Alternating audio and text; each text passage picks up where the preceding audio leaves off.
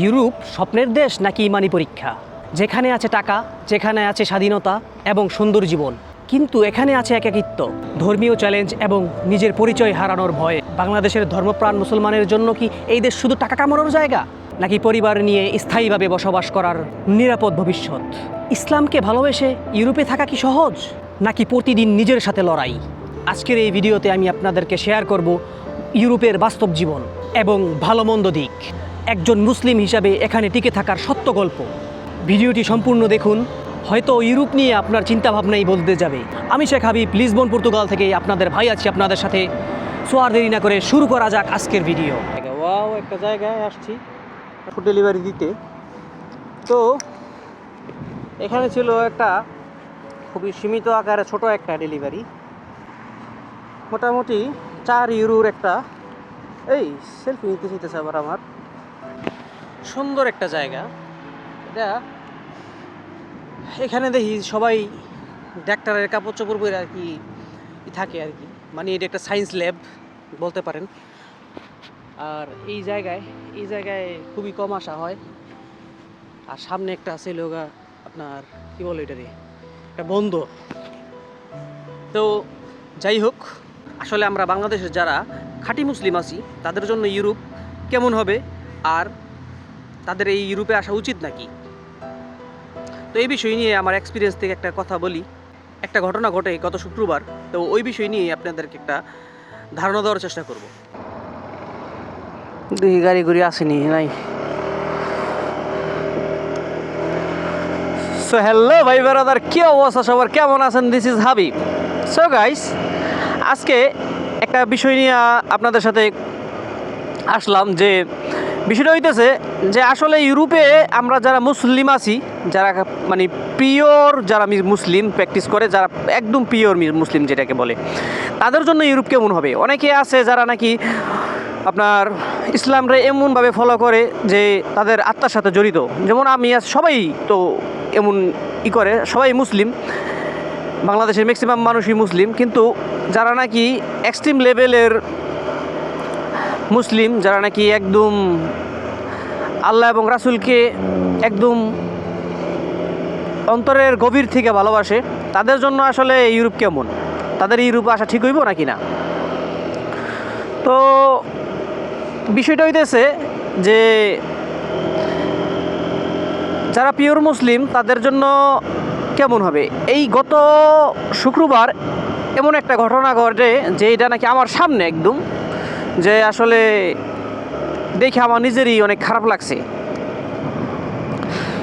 যে আপনার মসজিদে এক বুড়ি আসছে, এত মানুষ দাঁড়ায় আছে কিসের জন্য? আসলে এখানকার মসজিদগুলা খুব ছোট ছোট হয়।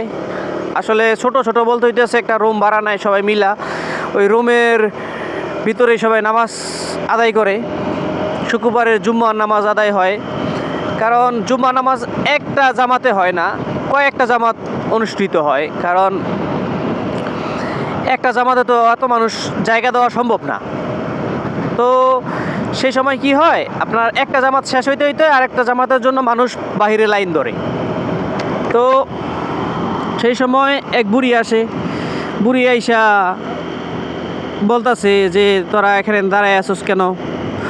পরে বিভিন্ন মানে একটা যে আছে না, যে আপনার মুসলিমগো দেখলে অন্য মানুষের যে একটা ভিতরে যে গা জ্বলনি এটা ওঠে, এরকমই আর কি জিনিসটা।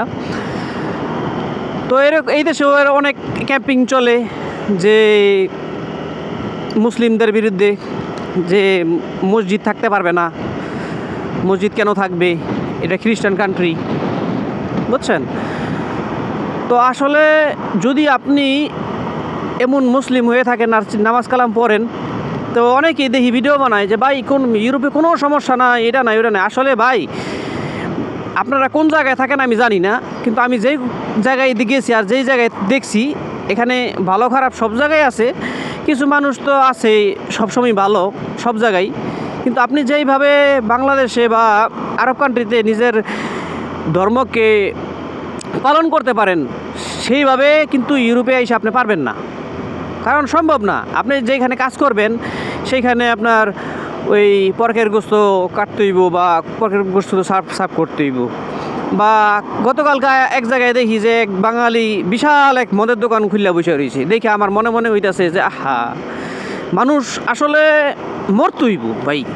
এটার চিরন্তন সত্য কথা যে আমাদের সবারই মৃত্যুবরণ করতে হইব, আর আমাদের এই দুনিয়ার হিসাবটা দিতে হইব। তো বিশাল বড় বড় মদের দোকান ম্যাক্সিমামই তো, কয়জন আছে ভাই হালাল ব্যবসা করে এই ইউরোপে?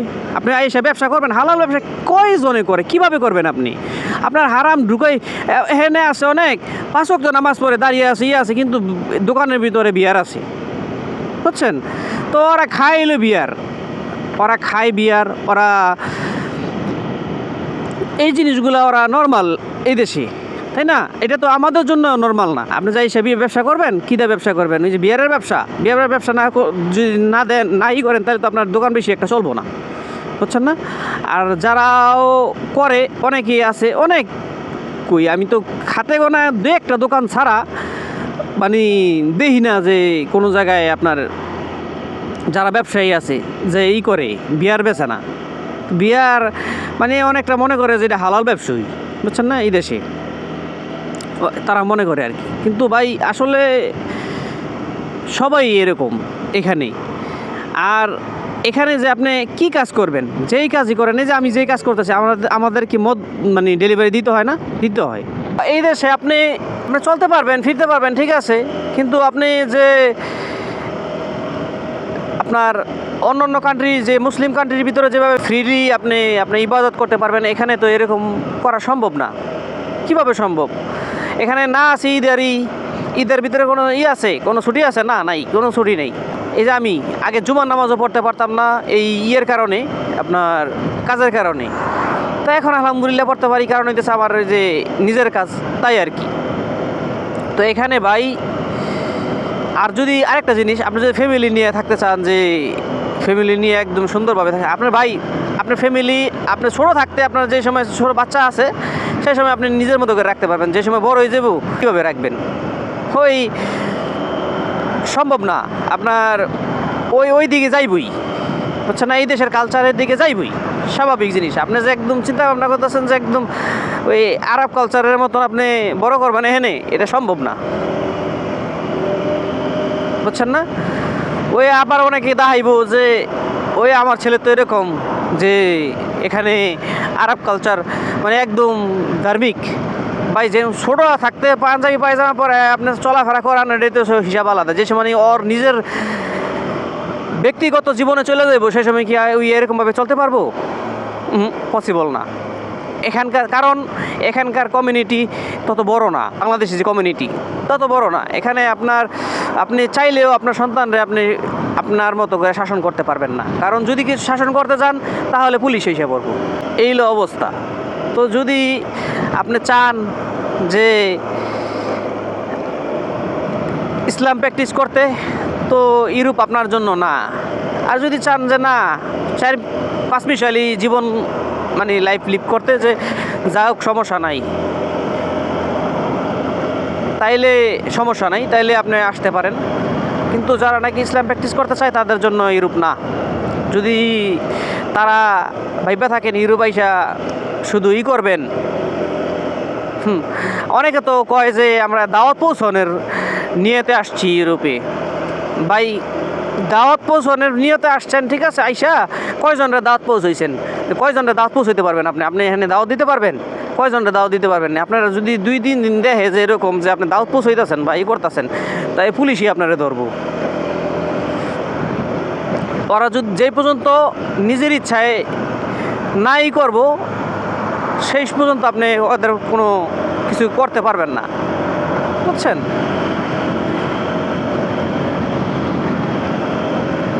দাঁড়ান, অফিসে গিয়া লই, তারপরে বলি।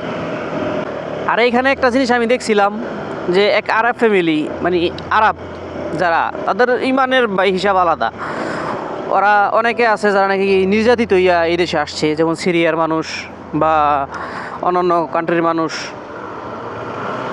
ওদের হিসাবটা আলাদা। ওরা এসে কী করে জানেন? ওরা যাই কিছুই করুক, ওরা ভাই একদিন দেখি কি যে এক ভাঙা বিল্ডিংয়ের নিচে, ঠিক আছে, ভাঙা বিল্ডিং একদম ইয়ের নিচে একটা মহিলা, সে মাগরিবের নামাজ পড়তেছে। দেখি আমার এতই লাগলো যে তাদের ইমান কতটা স্ট্রং। কিন্তু ভাই এরকম কয়জনে পারবেন আপনি হয়তো বা আপনার ইসলাম প্র্যাকটিস করতে পারবেন, কিন্তু আপনার সন্তান কিভাবে শিক্ষা নিব? সম্ভব না। এখান থেকে আপনি শিক্ষা দিতেছেন একটা, ওই স্কুলে গিয়া বা ওই শিক্ষাঙ্গনে গিয়া আপনার ওই শিখবো আর একটা।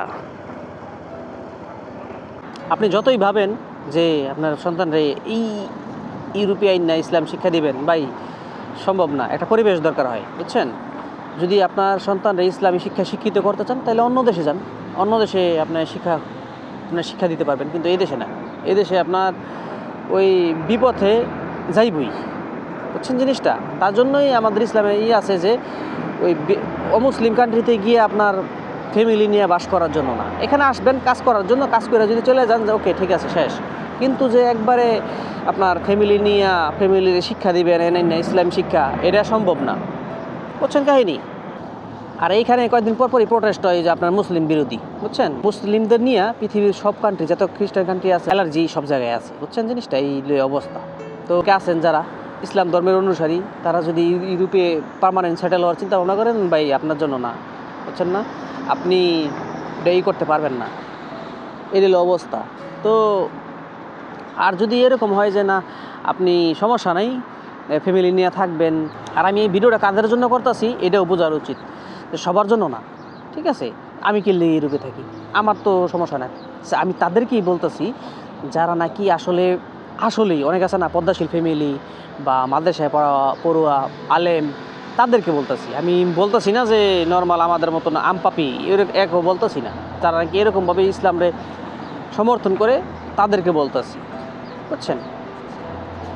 এই অবস্থা। একটা ওয়াটার পাইছি দেখেন। ওকে, দেখা হচ্ছে নেক্সট কোনো ভিডিওতে।